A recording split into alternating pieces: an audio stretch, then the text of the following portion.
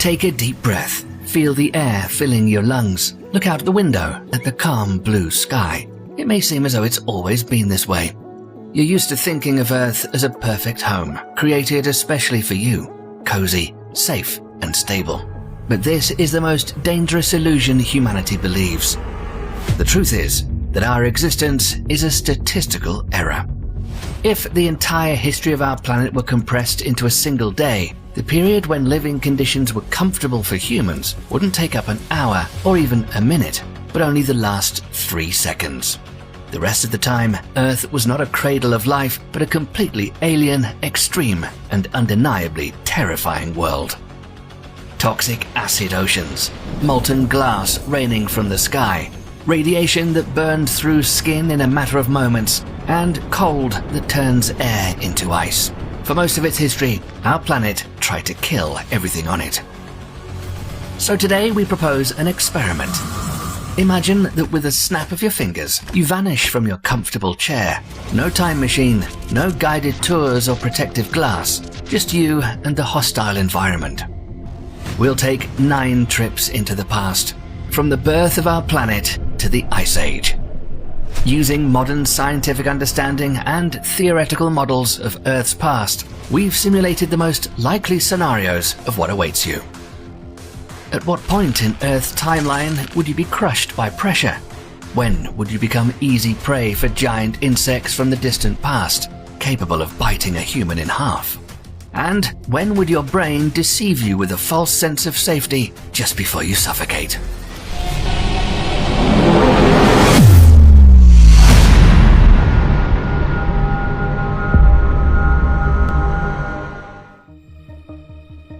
Check the seals of your modern spacesuit.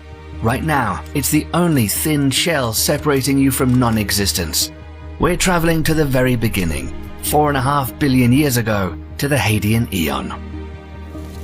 You open your eyes, and your vestibular system immediately goes haywire.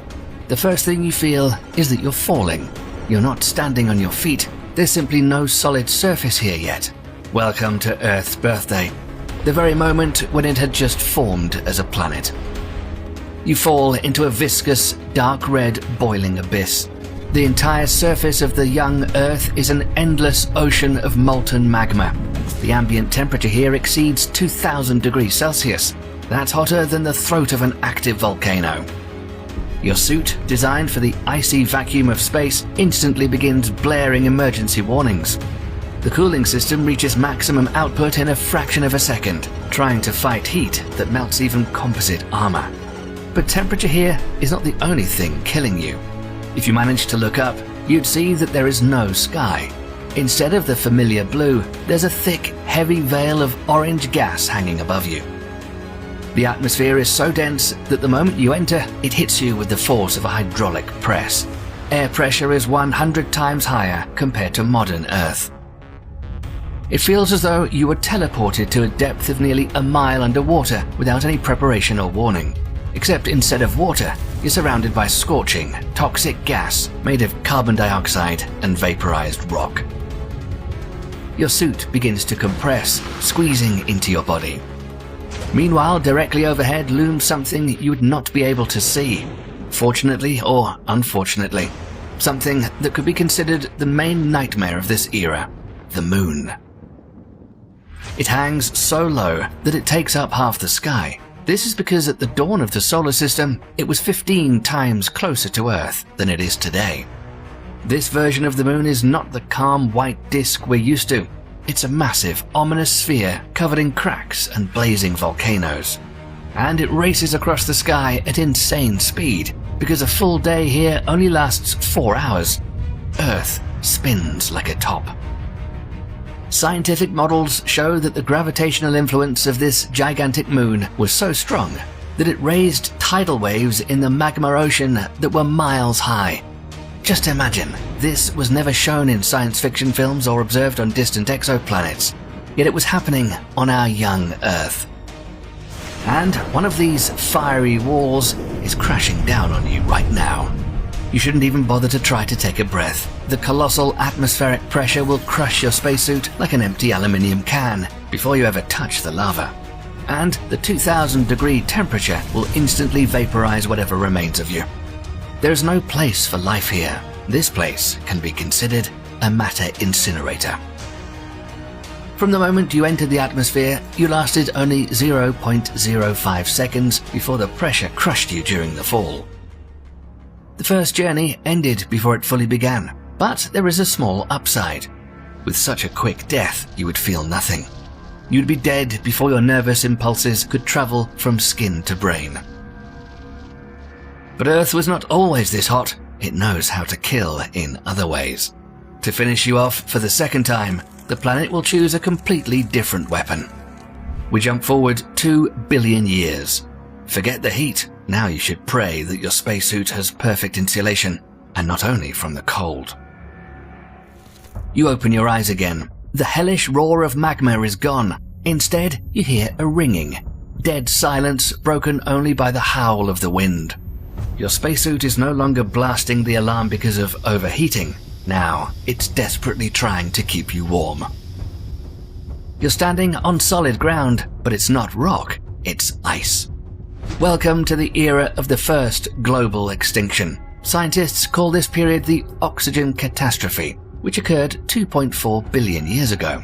And while you stand here, an invisible war is raging in the oceans. New life forms, cyanobacteria, have learned to produce oxygen. But for ancient bacteria, this gas turned out to be a deadly poison. Billions of microorganisms die, poisoned by their own air. But this poison also struck the climate. Oxygen destroyed methane, the gas that had been wrapped around the planet like a blanket. Earth lost its protection and instantly froze. Now the entire planet, from pole to equator, is an icy sphere with a temperature of minus 70 degrees Celsius. The first thing you want to do is shut your eyes.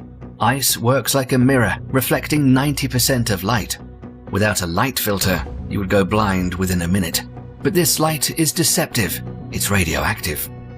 At this point, Earth still has no ozone layer. Harsh ultraviolet radiation hits the surface directly. Even through the helmet's visor, you feel a tingling sensation. Take off your glove, and your skin will be covered with burns in a matter of minutes. You try to take a step, but the suit's servos freeze. Batteries, exhausted by the fight against the cold, begin to die.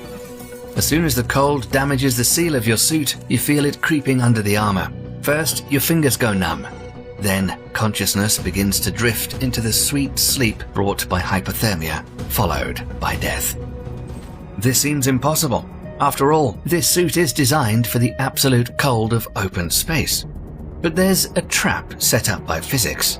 Space is a vacuum, a perfect thermos that preserves heat. But down here, there is an atmosphere. The icy wind works like a giant radiator. Convection pulls heat from your suit hundreds of times faster than in a vacuum, damaging it in the process.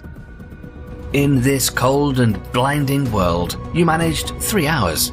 Your body, however, will lie here for millions of years. The ice will preserve it in perfect condition. But we must move on. We jump forward another billion years to a place where ice still holds on, but the atmosphere is already preparing a new trap. This time, a lack of the most essential thing of all. Right now, the sensors of your advanced spacesuit indicate on your visor display that you're on the equator, a place that should have rustling jungles and a warm ocean splashing nearby. But your eyes refuse to accept reality. Earth is dead. You've arrived at the Cryogenian period, 700 million years in the past. Earth has effectively turned into a snowball. In some places, the oceans have frozen all the way to the bottom, locking the planet in a shell of mile-thick ice. There's no wind, no clouds, no movement. Atmospheric circulation has stopped. This is no longer Earth, it's a gigantic cosmic tomb. The landscape around you strongly resembles one of Jupiter's moons, Europa, the way it appears today. Your spacesuit reports that the external pressure is almost normal. In this maddening silence, you would probably want to remove your helmet to breathe the fresh, icy air, but this is a trap. The moment you open the visor, the countdown of your life expectancy begins. and you've only got seconds. The atmosphere here is sterile. There's almost no oxygen. It was all used up oxidizing rocks millions of years ago. You take a deep breath, but your lungs fill with emptiness. It's a terrifying sensation of air that does not work. You breathe, but you cannot get enough. Oxygen deprivation shuts down your consciousness in 30 seconds. You simply fall asleep, never understanding why this air killed you. Out here, you managed to last 10 minutes, and if you'd not removed your visor, your stay could have lasted longer. In any case, it was a calm and almost painless death.